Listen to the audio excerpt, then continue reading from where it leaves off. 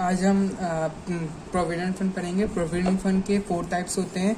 एक होता है रिकॉग्नाइज प्रोविडेंट फंड, एक होता है unrecognised provident fund, statutory provident fund, public provident fund. ये पब्लिक प्रोविडेंट फंड ये पोस्ट ऑफिस में खोला जाता है और इसको कोई भी खोल सकता है, मतलब कि वो नॉर्मल पर्सन हो या काम करता हो या ना करता हो, अगर वो उसका खुद का बिजनेस हो या खुद का वो बिजनेसमैन हो, अगर वो किसी के अंदर काम करता हो या एम्प्लॉय का रिलेशन हो, कोई भी खोल सकता है ये। और ये तीनों हैं, ये तीनों बस वही खोल सकते हैं जो किसी के अंदर काम करते हो, मतलब कि किसी के अंदर का एम्प्लॉय का रिलेशन होना चाहिए इस दोनों के अंदर। और जो स्टैट्यूटरी प्रोविडेंट फंड है इसको हम EPFO भी बोलते हैं, दोनों एक ही होता है। स्टैट्यूटरी प्रोविडेंट फंड ये गवर्नमेंट का होता है, मतलब कि गवर्नमेंट जब इसको, मतलब कि ये गवर्नमेंट का प्रोविडेंट फंड होता है। एम्प्लॉयर अगर गवर्नमेंट के प्रोविडेंट फंड में कंट्रीब्यूट करता है तो उसको स्टैट्यूटरी प्रोविडेंट फंड बोलते हैं। और रिकॉग्नाइज प्रोविडेंट फंड मतलब कि गवर्नमेंट, मतलब कि एम्प्लॉयर गवर्नमेंट के प्रोविडेंट फंड में ना डाल के अगर वो खुद का प्रोविडेंट फंड बनाता है, उसके लिए उसको इनकम टैक्स कमिश्नर का अप्रूवल लेना पड़ता है। अगर इनकम टैक्स कमिश्नर ने उसको अप्रूवल दे दिया तब भी वो रिकॉग्नाइज प्रोविडेंट फंड खोल सकता है, अगर नहीं दिया तो अनरिकॉग्नाइज प्रोविडेंट फंड हो जाएगा।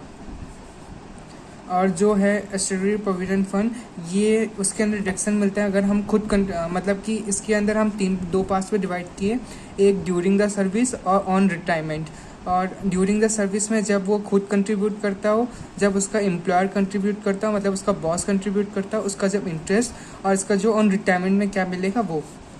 और स्टैट्यूटरी प्रोविडेंट फंड मतलब कि अगर जब हम खुद हमें अपने प्रोविडेंट फंड में डिपॉजिट करते हैं तो उसको हमें डिडक्शन मिलता है 80C का। अगर कोई एम्प्लॉयर, मतलब कि हमारा कोई बॉस डिडक्शन देता है तो हमें उसमें एग्जेम्प्ट मिलता है, उसमें जो इंटरेस्ट मिलता है वो भी एग्जेम्प्ट होता है, और रिटायरमेंट में लेते हैं वो भी एग्जेम्प्ट होता है। और रिकॉग्नाइज प्रोविडेंट फंड मतलब कि जिससे हमने पढ़ा था, इनकम टैक्स कमिश्नर का अप्रूवल करके अपना प्रोविडेंट फंड खोलता है जब अपना कोई बॉस या एम्प्लॉयर, तब उसको रिकॉग्नाइज प्रोविडेंट फंड बोलते हैं। इसमें अगर वो एम्प्लॉय खुद अपने प्रोविडेंट फंड में डिपॉजिट करता है तो उसको डिडक्शन 80C मिलता है, और जब उसका बॉस कंट्रीब्यूट करता है तो उसको 12% ही ऑफ सैलरी मिलता है। और जो इंटरेस्ट है, इंटरेस्ट भी 99.5% ही मिलता है। अगर वो रिटायरमेंट के बाद लेता है तो एग्जेम्प्ट होता है। और इसका जो सैलरी का कैलकुलेशन है, सैलरी के कैलकुलेशन में सैलरी में आता है basic salary plus DA plus commission. और नेक्स्ट आता है अनरिकॉग्नाइज प्रोविडेंट फंड। इसके अंदर जो हम कंट्रीब्यूट करते हैं उसके अंदर हमें कोई डिडक्शन नहीं मिलता।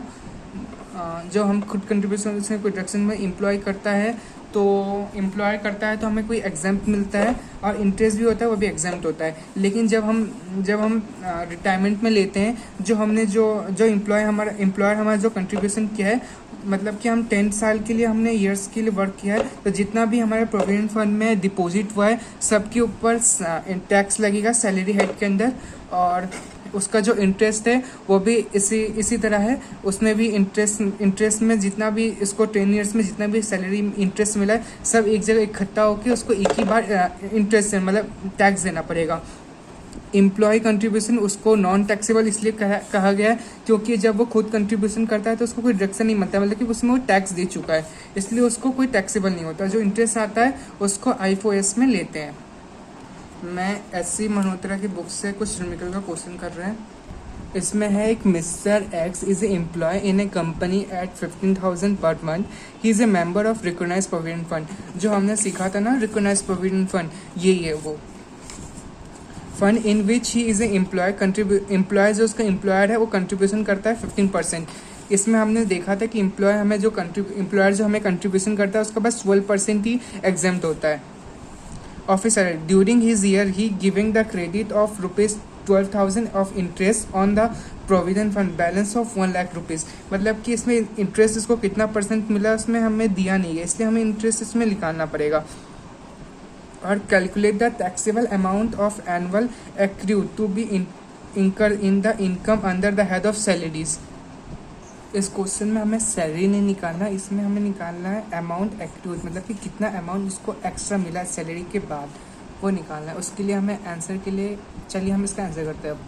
जैसा हमने बताया था सैलरी में आता है बेसिक पे प्लस डीए प्लस कमीशन, और इसमें दिया हुआ है कि उसको बस 15,000 पर मंथ मिलता है, तो इसलिए हमें इसमें इसका कमीशन भी नहीं दिया है, डीए भी नहीं दिया है, इसलिए हमें इसका सैलरी का 15,000 है तो पी पर मंथ है, तो हमें 12 से मल्टीप्लाई करना पड़ेगा, तो 1,80,000 आ जाएगा। ठीक है, फिर इसमें बताया गया है कि इसका एम्प्लॉयर कंट्रीब्यूशन करता है इसका 15%, लेकिन हमने इसमें देखा था रिकॉग्नाइज्ड प्रोविडेंट फंड में कि इसका बस 12% एग्जाम्प्ट होता है, तो हमें इसमें करना पड़ेगा 1 लाख का इतना, मतलब कि 15 में से 12 माइनस करेंगे तो 3 आ जाएगा, तो 1,80,000 का 3% निकालेंगे तो 5,04,000 आ जाएगा।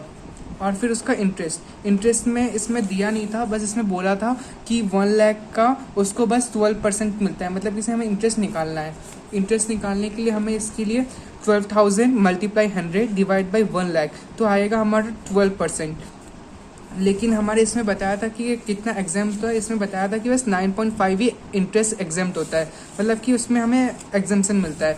तो 12 माइनस 9.5 इक्वल टू आएगा 2.5, तो हमें 12,000 का 2.5% निकालेंगे तो 2,500, तो हमारा आंसर आ जाएगा 7,900।